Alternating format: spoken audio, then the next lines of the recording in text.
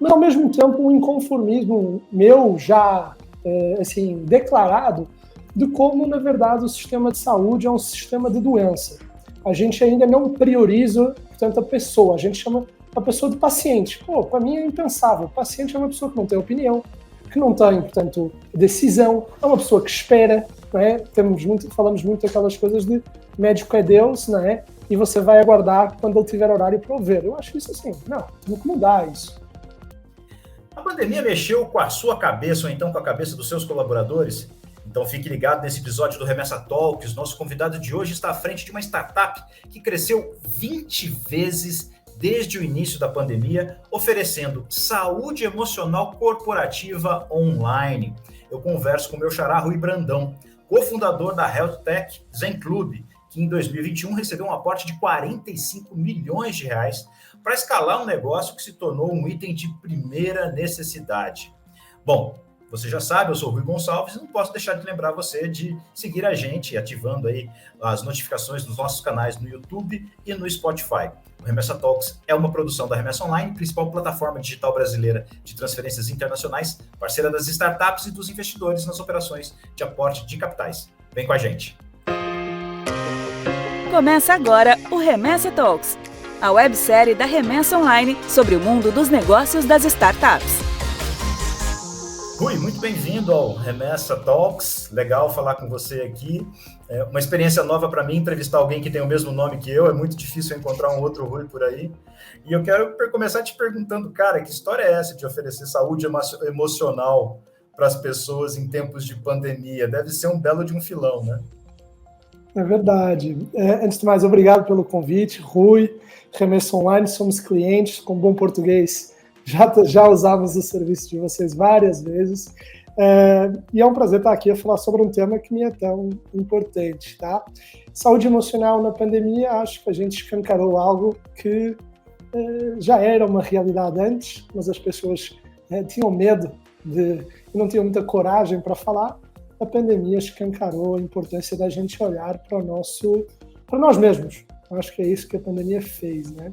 A gente é uma empresa, portanto, que começou lá atrás, em 2016, então a gente está prestes aí a fazer 6 aninhos agora em fevereiro, entendendo que saúde emocional deve ser uma pauta fundamental, tanto nas organizações, quanto na nossa vida familiar, quanto na nossa vida social, tá? Então, vai ser um prazer debater aqui o tema contigo, Rui. Legal. Cara, como é que é crescer 20 vezes num período de tempo tão curto? Crescimento é bom, mas crescer 20 vezes em tão pouco tempo deve fazer você ser dependente do serviço que você presta, né? Dói. Vamos começar por aí, dói. Muitos dos empreendedores que nos escutam aqui já devem ter visto aquele gráfico do quinto andar, de um levantamento de uma rodada, eu acho que era o Series C ou D, onde se vê assim, a receita do quinto andar assim, durante anos e depois realmente uma inflexão quando digamos assim, o mercado decide adotar o serviço deles. Eu acho que a mesma coisa aconteceu com a gente, não é? Não é sorte, é estar no lugar certo, com o produto certo, remando de forma resiliente, porque a pandemia acontece 4 anos depois da gente começar a empresa. Então, se eu tivesse aqui fazer aqui alguns recortes, a gente tem um período aí de 4 anos de muito ter que vender o conceito, a importância do nosso mercado, a importância de que não era um mercado de nicho, né? Porque era o que muita gente pensava, poxa, como é que você médico resolve sair da medicina convencional, abrir uma empresa de saúde, que é saúde mental, que é fora do sistema de saúde, que, né, você quer vender para pessoa física e para pessoa jurídica. E eu falava que para a gente construir uma empresa grande no universo de saúde, a gente precisa de bypassar os grandes players, porque eles são lentos. Quando a gente olha para seguradora, hospital, laboratório, é tudo muito lento, negociação complexa. Esse era o primeiro ponto. 2, não há saúde emocional dentro do atual sistema de saúde. Então, é preciso criar um sistema por si só. E tudo isso foi drivado. Assim, a minha mãe teve um burnout, desenvolveu uma bipolaridade tardia, e eu sou médico, meu irmão é médico e a gente não conseguiu prevenir, então assim, não conseguiu antecipar, e acho que é esse o ponto, sabe, Rui? A gente tem cerca de 60 especialidades médicas e tem uma de saúde mental. Acho que isso está errado, não é? A gente tem que começar a dar o devido protagonismo a esta vertical e eu vejo que tem que ser assim, de uma forma apartada para agora que a gente já tem algum tamanho começar a realmente integrar no sistema de saúde. Mas a gente teve que fazer essa jornada de 6 anos sozinho para realmente ganhar poder negocial, poder de argumentação, case de sucesso, enfim, volume, né, e funding, para agora peitar de frente e integrar. Eu acho que o termo peitar é errado. Na verdade, a gente tem que integrar com o sistema de saúde que a gente tem. Você falou algumas coisas aqui, me vieram um monte de perguntas à cabeça, e eu estou tentando filtrar para pensar assim, por onde eu começo a mergulhar nesse papo. E eu estou entre entender como é que um médico faz o movimento que você fez e entender como é que foram esses primeiros 6 anos até que a pandemia bateu a porta. Mas antes eu quero falar um pouquinho de você. Primeiro, você já falou da sua mãe, já falou do burnout, falou dessa questão da dificuldade de prevenir. Como é que você decidiu dar essa virada na sua carreira? Porque no entendimento nosso aqui no Brasil, imagino que em Portugal também, médico normalmente é uma carreira de pessoas que terão bom sucesso, serão muito bem remuneradas e tudo mais. Como é que você troca uma carreira que, via de regra, é uma carreira que vai te dar um status, vai te dar boas condições financeiras, para ser empreendedor e arriscar tudo num negócio que ninguém sabia que precisava lá atrás? É uma ótima pergunta, assim, mas eu gostava de começar por dizer que o bom empreendedor é aquele que mitiga o risco, tá? Não é aquele que só toma risco, é aquele que realmente tenta minimizar o risco tomado, tá? Então, assim, por que eu saio? Eu, por acaso, estava em Nova York, estava a começar a residência de cirurgia vascular lá, então todos esses elementos que você fala, de salário, status, etc., eles existiam. E vou-te ser muito sincero, aos 24 anos, quando eu estou nessa posição, era tudo aquilo que eu almejava ser. Tá? Mas houve dois eventos importantes. Então, um trauma no meu agregado familiar, que me fez olhar para as coisas de forma diferente, mas, ao mesmo tempo, um inconformismo meu já assim, declarado de como, na verdade, o sistema de saúde é um sistema de doença. A gente ainda não prioriza, portanto, a pessoa. A gente chama a pessoa de paciente. Pô, para mim é impensável. O paciente é uma pessoa que não tem opinião, que não tem, portanto, decisão. É uma pessoa que espera, não é? Falamos muito daquelas coisas de médico é Deus, não é? E você vai aguardar quando ele tiver horário para o ver. Eu acho isso assim, não, temos que mudar isso. Temos que empoderar as pessoas com informação, e o médico e o sistema de saúde têm que ser, portanto, direcionadores do potencial melhor caminho. Mas a gente precisa começar a diminuir a arbitragem aí de informação que existe entre o especialista e a pessoa, o cliente, não é? E então, assim, ficou muito claro que para melhorar a saúde no mundo, não é melhorando a qualidade do médico onde eu posso ter um impacto em escala, sabe? Eu poderia realmente criar um sistema do zero, com esta filosofia de cliente no centro, de empoderar as pessoas com informação, quebrar tabus e dar opções, mais do que, portanto, ser dono aí dos caminhos. E o segundo é, na altura, portanto, estamos a falar de 2015 mais ou menos, saúde digital nos Estados Unidos estava começando assim a bombar. Então você tinha Teladoc, Doctors on Demand, levantando assim rodadas de 50, 70 milhões de dólares. No Brasil, eu já tinha percebido que o Conselho Federal de Psicologia já tinha começado a regulamentar a saúde mental digital. E só para contextualizar, tá? Eu termino a faculdade no Brasil, então eu comecei em Portugal, fiz o último ano da faculdade em São Paulo, então já tinha morado 2, 3 anos em São Paulo antes de mudar para os Estados Unidos, então eu conhecia bem a realidade brasileira, tá?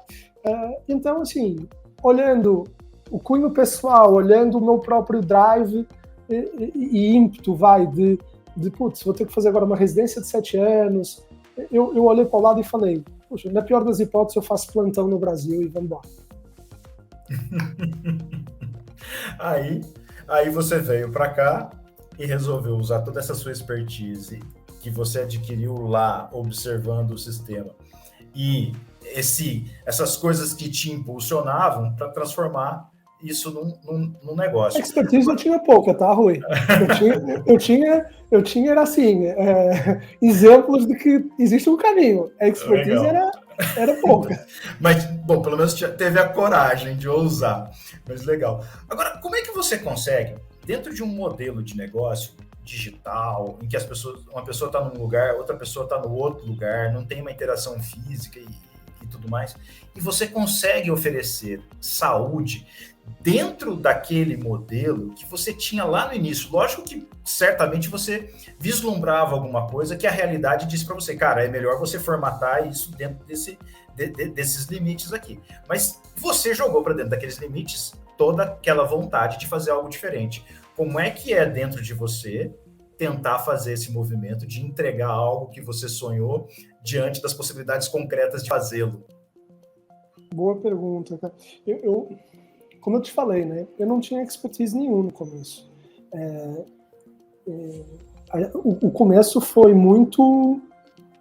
Ele foi muito... Portanto, físico, assim, eu diria. Muito visceral. Então, a gente pensou o seguinte, tá? Quais são as barreiras do mercado? Por que as pessoas que... Os números de ansiedade, os números de depressão estão aumentando e as pessoas não estão consumindo saúde emocional, né? Então, a primeira barreira era o tabu. A segunda barreira é, beleza, eu superei o tabu, eu já me reconheço como ansioso e reconheço que eu preciso de ajuda, eu preciso pedir uma indicação para um médico, para um colega, para um amigo. Mas eu não gosto de fazer isso. E muitas vezes a indicação que eu vou receber é uma indicação de uma pessoa que está vivenciando coisas diferentes. Você pode estar vivenciando uma ansiedade, Rui, e eu estou vivenciando um problema amoroso. Então, nem sempre o especialista que me é indicado é apropriado para isso. E o terceiro grande obstáculo, analisando, é o acesso. É uma coisa cara, né? É uma consulta de terapia presencial. É R$250, R$300, R$200, enfim, é caro, especialmente quando a gente vê que no começo você tem que fazer semanalmente. Então, estamos a falar de uma coisa que grande parte dos brasileiros não tem salário disponível para arcar isso, né? Tem a questão da distância, tem a questão do tempo, tem a questão de ser confrontado presencialmente com as suas próprias inseguranças.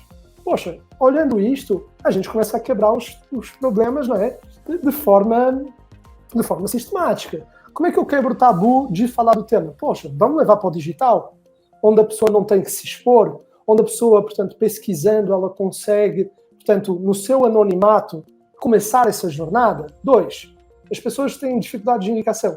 Vamos trazer profissionais e vamos empoderar as pessoas com informação que as ajuda a tomar uma decisão tão sensível. O vídeo, uma boa foto, o currículo de uma forma leiga, não é? Eu sou especialista junguiano. Pô, ninguém sabe o que é Jung, sabe? Fora da área. Então, mas o que a pessoa pode fazer? Eu sou especialista com homens, eu sou especialista com pessoas não binárias, eu sou especialista... Né? Então, vamos começar a encaixar um pouquinho mais a dor com quem pode resolver essa dor. E, finalmente, ao trazer para o digital, o profissional consegue atender de casa, ele não tem um custo fixo, a gente consegue preencher horários que estão ociosos, então a gente consegue trazer um melhor valor por hora do profissional, que é vantajoso para o cliente e para o profissional.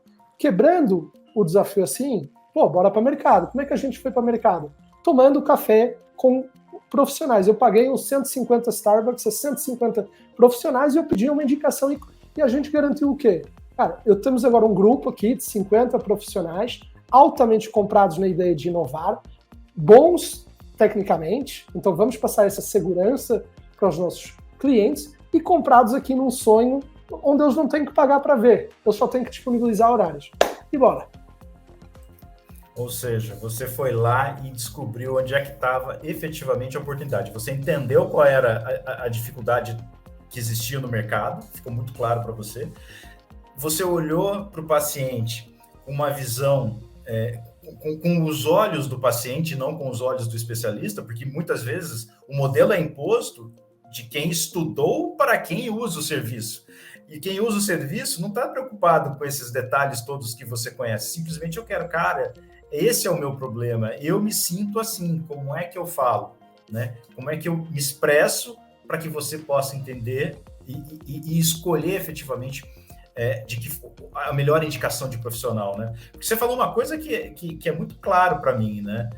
Quando você vem com um termo dizendo qual é a sua linha de, por exemplo, da psicologia, para a pessoa que não fez psicologia não significa nada, né? Não tem nenhum significado nisso. Então, acho que essa também é um ponto de sensibilidade que vocês tiveram na hora de montar o negócio. Mas no final das contas, ele tá bonitinho como você imaginou lá ou ele precisou passar por transformações? Bom, eu acho que a gente passou por uma grande transformação todos os anos, tá? Então, o negócio que ele é hoje é curioso, assim, a nossa visão continua a mesma, que é empoderar as pessoas com autoconhecimento e autodesenvolvimento para que vivam uma vida melhor. Então, assim, a visão continua a mesma, a nossa vontade de trazer tecnologia para dar acesso, trazer os melhores especialistas e empoderar este ecossistema com dados, porque a gente acredita que para a sociedade evoluir, a gente tem que tangibilizar saúde emocional. Assim, eu me olho no espelho todo dia, eu consigo dizer como é que eu estou fisicamente. Eu subo na balança todo dia, eu consigo ver como é que está a minha saúde física. Assim, a saúde emocional é diferente, a gente tem que parar e começar a encontrar padrões. Então, dado é importante, a gente conseguir ver o histórico. Então, assim, a nossa visão continua a mesma. O que muda? Muda as nuances de mercado, mudam as nuances de sociedade. Agora, num período de pandemia, saúde digital passou a ser algo crucial para todo o ecossistema de saúde. Há 2 anos atrás, as pessoas olhavam para mim e falavam, cara, teleconsulta é legal, mas eu acho que a eficiência disso é muito pior. Então, o que a gente está mudando? O como, não é o para onde, nem o porquê. Você tocou no ponto que eu acho que é crucial a gente entrar nele. Quando você, antes de chegar a pandemia, lá atrás, quando a história estava começando, você tinha os seus primeiros médicos, parceiros que acreditavam em você. Quando você batia na porta de alguém para vender o serviço, ou seja, você tentava captar um cliente para esses médicos, o que as pessoas diziam para você? E por que você não desistiu? Porque eu tenho certeza que deve ter sido difícil pra caramba, né? Cara, nunca desisti, tá? Isso eu quero deixar bem claro. Se há coisas que fazem sentido, enfim, eu vou em frente. Eu acho que tem 2 elementos aqui, tá? O primeiro, no começo, é bom começar pequeno para gerar confiança, para você estar próximo de quem está apostando com você. Esses profissionais apostaram em nós. Esses profissionais demoraram anos para construir a credibilidade deles, o consultório deles. Então, inovar tem que haver aqui uma compra de uma visão igual, mas tem que haver aqui uma relação de confiança. Então, assim, toda a gente comprou, a gente olhava para isso, e a gente queria proximidade, a gente queria entender melhor quais também eram os desafios desses profissionais, né? O segundo ponto é que a gente era chamado quase todo mês ao Conselho Federal de Psicologia para se justificar. Então, assim, a quantidade de queixas que a gente estava banalizando, que a gente estava, enfim, indo contra a ética do profissional, são, assim, centenas. E, aos poucos, a gente ia provando, por A mais B, tem aqui estudos de literatura, o NHS, portanto, o SUS, inglês está se digitalizando inteiro, no quesito de terapia e no quesito de saúde mental, está aqui os Estados Unidos que investiu $200 milhões em 2017 em empresas de saúde mental. Então, assim, é antecipar que as pessoas precisam de confiança, é antecipar que o ser humano não gosta de sair da zona de conforto e conquistar, assim, aos poucos, e de saber debater ideias, não debater, portanto, convicções, assim, pessoais, sabe? E aí, quando hoje você tem uma lista gigantesca de empresas que oferecem para os seus funcionários, seus colaboradores... Foi outra briga. Os serviços que vocês estão oferecendo. Mas no comecinho, quando você estava iniciando esse processo lá atrás, eles também não sabiam que eles iam precisar disso, né? Ou seja, algum RH queria contratar. Quem foi seu primeiro cliente que apostou nesse formato? Nenhum RH queria contratar, tá? Porque até novembro de 2018, a legislação era cinzenta. Em novembro de 2018, o Conselho Federal de Psicologia falou que, portanto, consulta digital e consulta presencial tem exatamente a mesma eficácia clínica. Ao fazer isso, não é, 2 movimentos aconteceram, que é empresas, você tem muito psicólogo, não é, em RH. Então, esses psicólogos também deixaram de ser céticos, e o departamento de pessoas deixou de ser cético, e o departamento jurídico parou de barrar, não é, a contratação, porque, no fundo, a gente criou uma nova categoria de benefício lá atrás. Então, para criar uma nova categoria, é preciso ter algum embasamento, especialmente no mundo corporativo. E o segundo elemento que aconteceu foi que os próprios profissionais deixaram, então, de nos criticar e começaram a adotar, ou aos poucos a adotar, tá? Vamos ser francos. Primeiro cliente lá atrás, MRV, Engenharia, para você ter ideia. Tá? Mas foi assim, foi um outlier. Depois os clientes foram muito mais startups e agências assim, de publicidade, pelo público digital, pelo trabalho assim, né, caótico, entre aspas, que é trabalhar assim numa startup onde as coisas mudam muito rápido, a gente tem que ser adaptável ao meio desse caos, e as pessoas também já são digitais, então, e valorizam isso, né? Os jovens valorizavam mais isso. Isso é em 2019, tá, Rui? Aí chegou 2020, um negócio chamado coronavírus se instalou, o mundo virou de ponta cabeça e o teu negócio passou a ter um valor muito diferente do que tinha até aquele momento. Como é que foi a chegada da pandemia? E aí, conta pra gente como é que foi iniciar esse processo de crescer 20 vezes. Eu lembro ainda, assim, no primeiro final de semana que a gente teve ali por volta do dia 15 de março, né? Foi quando a gente foi para home office. Eu lembro, assim, de convocar uma reunião com os meus líderes no domingo à tarde, assim, num horário, e dizer assim, gente, vai começar agora oficialmente a primeira semana remoto, e eu estou obrigado pelo tempo de estar aqui no domingo, é muito mais para vocês irem dormir com uma mentalidade nova, que era, a gente agora é uma empresa de saúde, tá? Se até agora a gente se via assim como uma startup, como, portanto, uma empresa tecnológica, eu quero que entendam que a pandemia está acontecendo fora das nossas casas, né? Não é fora, né? Mas estamos isolados para proteger a nossa saúde física e temos os hospitais como a grande linha da frente, mas a gente vai ser crítico igual, de um modo diferente, mas isto vai abalar a saúde emocional das pessoas, vai fazer com que as empresas tenham que se aproximar dos seus colaboradores. Então, bora juntos aqui. Vai começar um momento onde a gente vai ter que escalar e parar de vender conceito. Então, preparem-se para a gente oferecer o melhor serviço em escala. E é aí que a gente vira a chave de parar de receber, imagina, 70 cadastros por mês de profissionais para começar a receber 4.000 cadastros por mês de profissionais. Todos estes profissionais deixaram de poder atender presencialmente. A gente para de ter que justificar para a empresa porque é importante, para todas as empresas começarem a contratar do dia para a noite. A gente começa a fazer até parceria. Aí é realmente a virada de chave na minha visão, que é empresas começam-nos a procurar para fazerem parcerias de posicionamentos de marca. Nubank nos procura, Banco do Brasil nos procura, Natura, Cirela. Aí sim, isso é passado assim, 30 dias. O tema ganhou a relevância que era precisa. A gente não precisa de explicar mais porque é importante. Agora a gente precisa cada vez mais de entregar um serviço inovador e de qualidade. Aí, para crescer 20 vezes, você precisa ter a infraestrutura para receber, 4.000 profissionais querendo se cadastrar no serviço assim de uma hora para outra. Como é que a tua infraestrutura foi preparada para colocar ele para dentro? E como é que você teve condições de ter o ambiente necessário para fazer a sua empresa dar conta das demandas que vinham de todos os lados? Como é que foi esse processo? Como é que vocês se ajeitaram aí? E aí, como é que foi o dia a dia de vocês? Doeu muito, tá? Não foi nada fácil. Tem aqui alguns elementos, tá? O primeiro, a gente já estava há 4 anos neste mercado. A gente já fazia os nossos milharzinhos de consultas mês.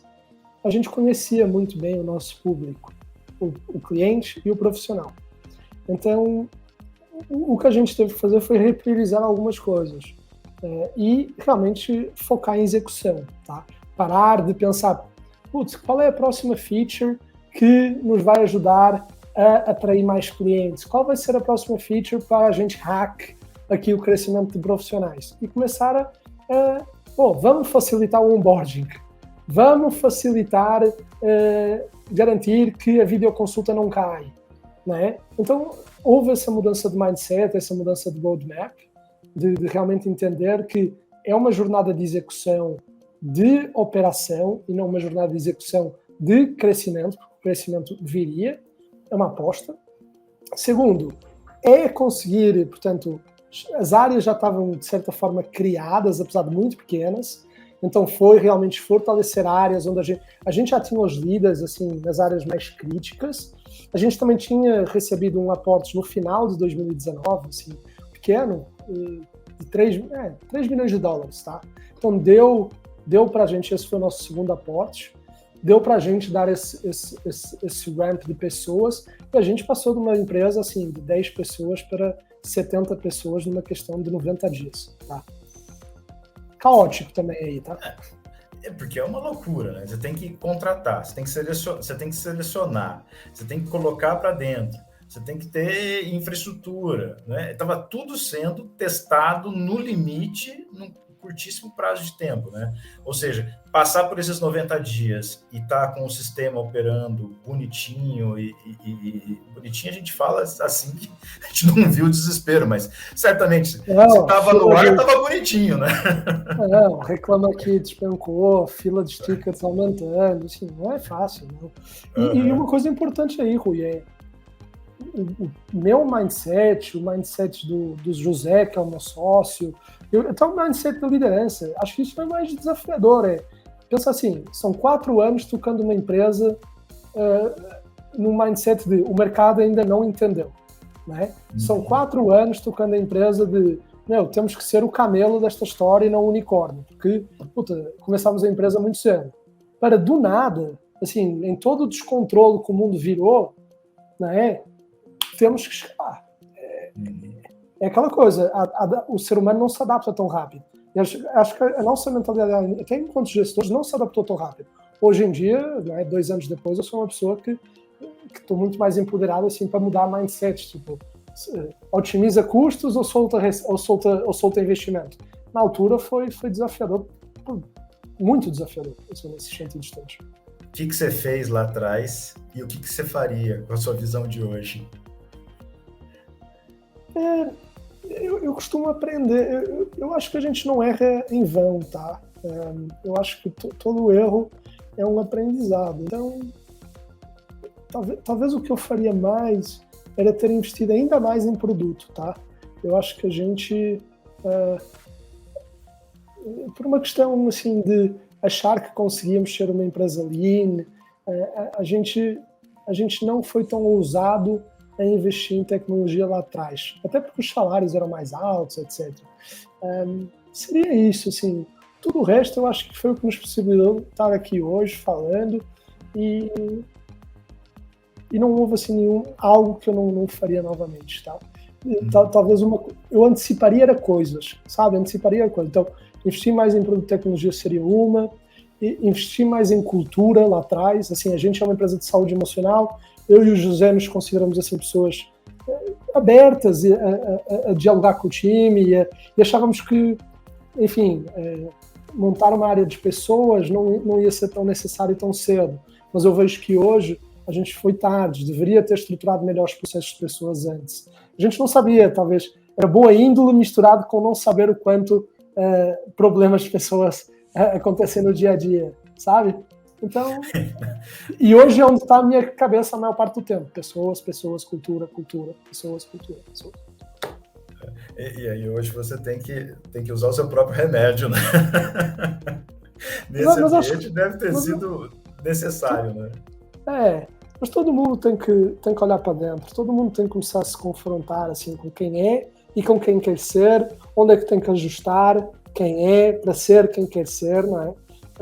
Nem chamaria de remédio, porque remédio é forma fácil de sanar um sintoma, tá? As pessoas estão muito imediatistas hoje em dia. Difícil é olhar a causa raiz e resolver o problema no lugar certo, sabe? Então, assim, acho que não é um remédio, acho que é uma forma de vida mesmo. Legal. Bom, então já entendemos quem é o Rui, que é o parceiro do José Simões nessa empreitada chamada Zen Club, que nasceu antes da hora, mas que na hora que chegou o desafio deu conta do recado e aí explodiu de crescer. E vamos falar um pouquinho então de futuro agora, vamos para a próxima rodada. Chegou a hora da próxima rodada. Bom, na próxima rodada é a hora da gente começar a falar aí sobre os investimentos, sobre as perspectivas e tudo mais. Você falou que lá em 2019 você tinha recebido um primeiro aporte, né, que foram 3 milhões de dólares.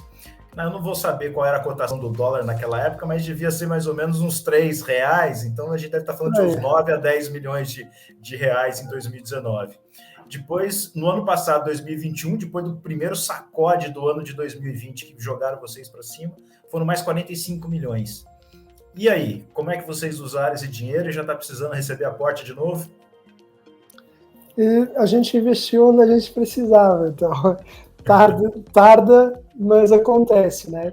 Então, eu diria que, a gente se reposicionou como uma empresa B2B, então, se até 2019, grandes partes da nossa receita era B2C, 2020 começou B2B a ter uma maior relevância, em 2021 a gente oficializa que realmente somos uma empresa de saúde emocional corporativa, a gente continua com o B2C, mas é um canal passivo, assim, de crescimento, tá? 2, a gente entende que o próximo desafio, agora que saúde emocional é um tema, agora que mais pessoas e mais profissionais e mais empresas entraram neste ecossistema, ou seja, a gente democratizou o acesso, quebrou o tabu. Qual é o próximo desafio? É começar a comprovar cada vez mais e melhorar a eficiência dos nossos produtos. Então, como é que a gente leva uma pessoa do ponto A ao ponto B mais rápido? Como é que a gente melhora o matchmaking entre a pessoa que tem um desafio, o conteúdo ou o profissional que ela deve ler ou consultar naquele momento, tá? E cultura, assim, investir em pessoas, tanto a gente é uma cultura de pessoas primeiro, mas a gente quer ser uma cultura de alta performance, de excelência em execução, tá? E os dois conseguem conviver e coabitar. O desafio é como? Então eu diria, tá, que os nossos principais desafios são esses.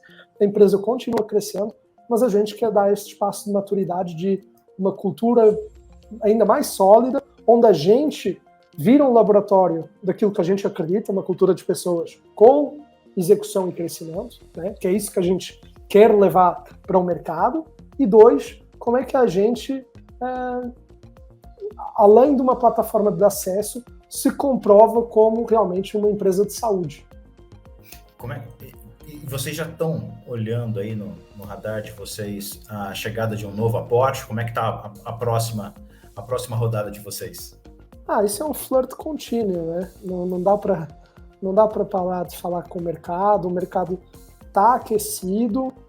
Só para dar um exemplo, assim, nos Estados Unidos, no ano passado, 2021, 8 empresas em mental health viraram unicórnios, assim, e empresas, assim, algumas mais idosas que nem a gente ali com seus 8 anos, mas seriam 3 delas, mas 5 delas com menos de 3 anos virarem. Então, assim, o mercado está muito aquecido lá fora, e eu trago isso porque os Estados Unidos costuma estar alguns meses ou anos à nossa frente. Aqui a gente vê não só que todo o mercado de saúde se está digitalizando, as margens são muito ineficientes e é preciso repensar a forma de oferecer saúde, como também estamos a ver uma consolidação natural do ano de 2022. Então, a gente está aí vivo no mercado e tentando entender qual é o melhor caminho para a gente. Agora, como é que você consegue gerar efetivamente valor para o seu cliente, e aí o seu cliente não a empresa, mas sim o seu usuário, a pessoa que você está atendendo na prática, na ponta?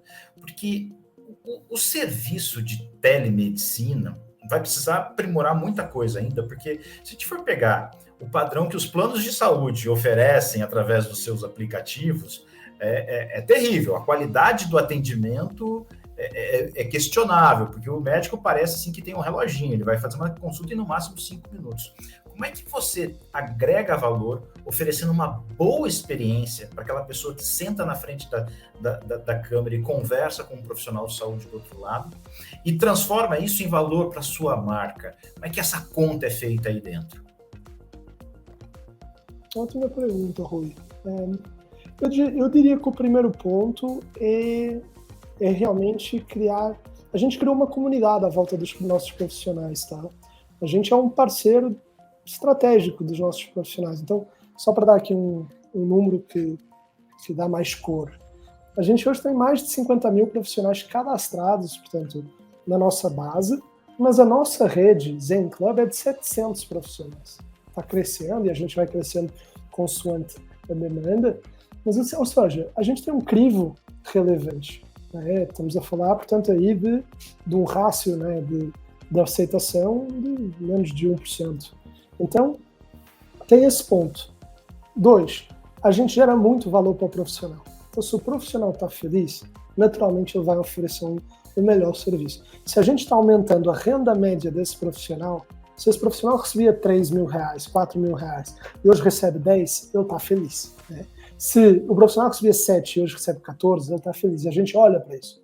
Né? A gente quer que ele se desenvolva. Terceiro ponto, assim, eu não acredito que a jornada de saúde emocional das pessoas seja só nas consultas. Consulta nunca vai ser 100%, nunca vai ser acessível para ninguém.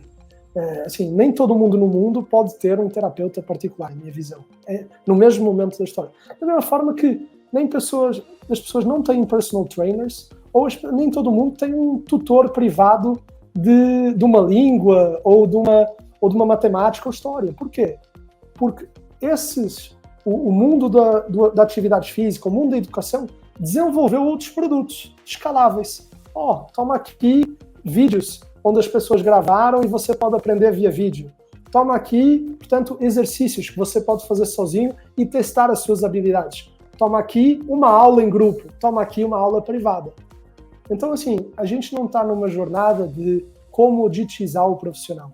A gente está numa jornada de evoluir este mercado que é tão novo. E dentro dessa sua visão, porque certamente isso tem muito a ver com o Rui lá de trás, quando você sentiu a necessidade de fazer essa mudança. Certamente isso é uma coisa que você está carregando até hoje.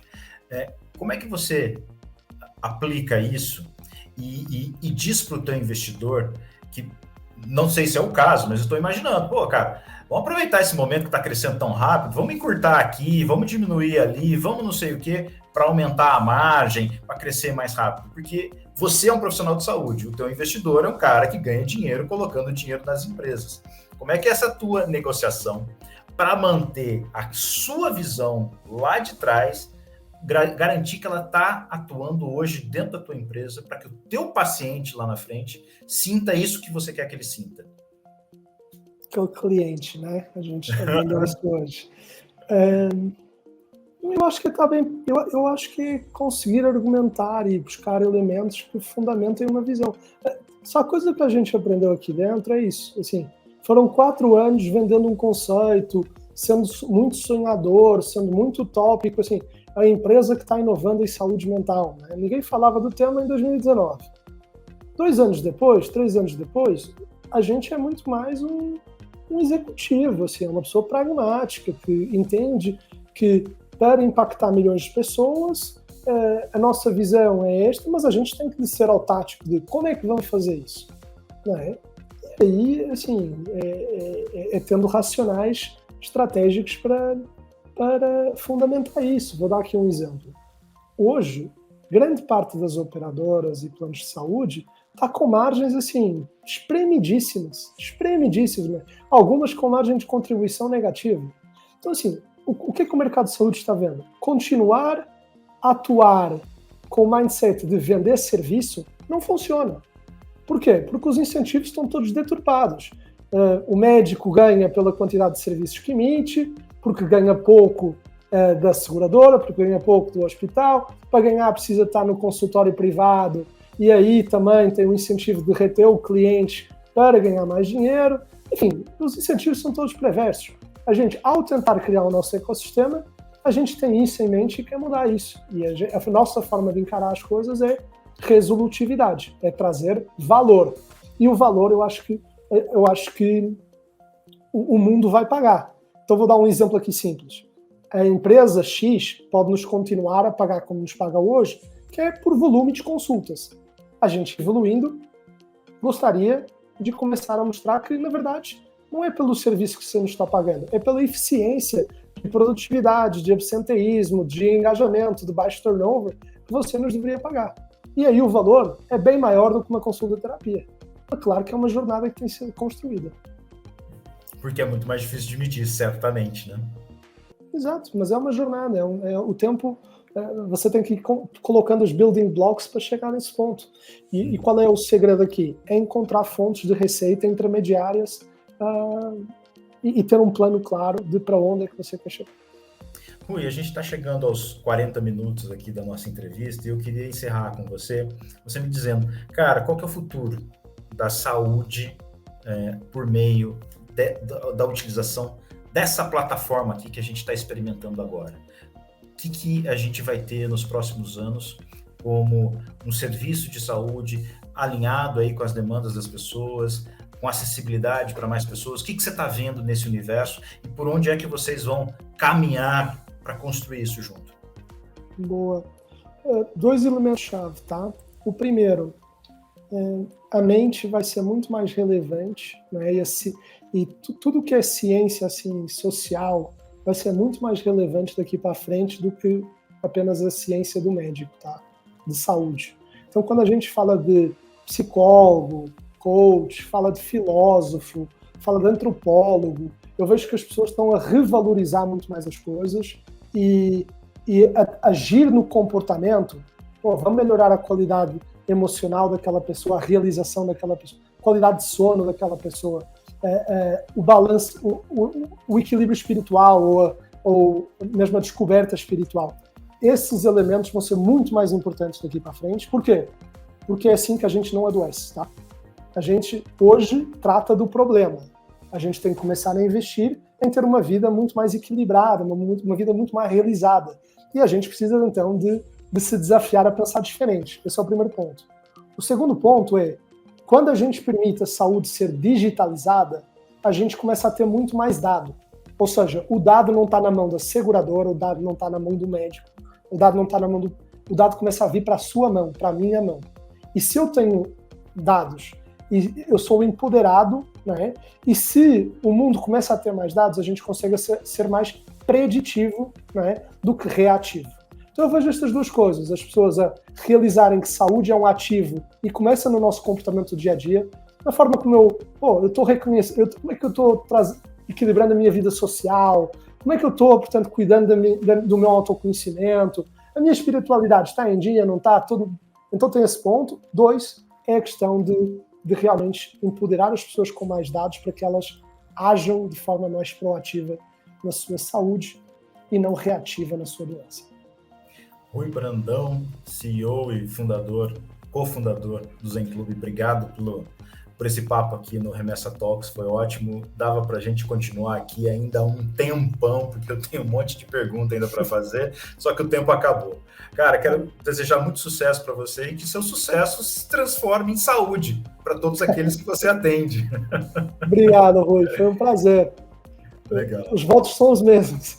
Legal, que ótimo, que ótimo. Muito obrigado e eu quero agradecer você que acompanhou a gente até aqui no Remessa Talks, lembrando sempre que o Remessa Talks é uma produção da Remessa Online, principal plataforma digital brasileira de transferências internacionais, parceira das startups e dos investidores nas operações de aporte de capitais. A gente se vê na próxima semana. Até lá! Esse foi o Remessa Talks, websérie da Remessa Online. A gente se encontra na próxima rodada.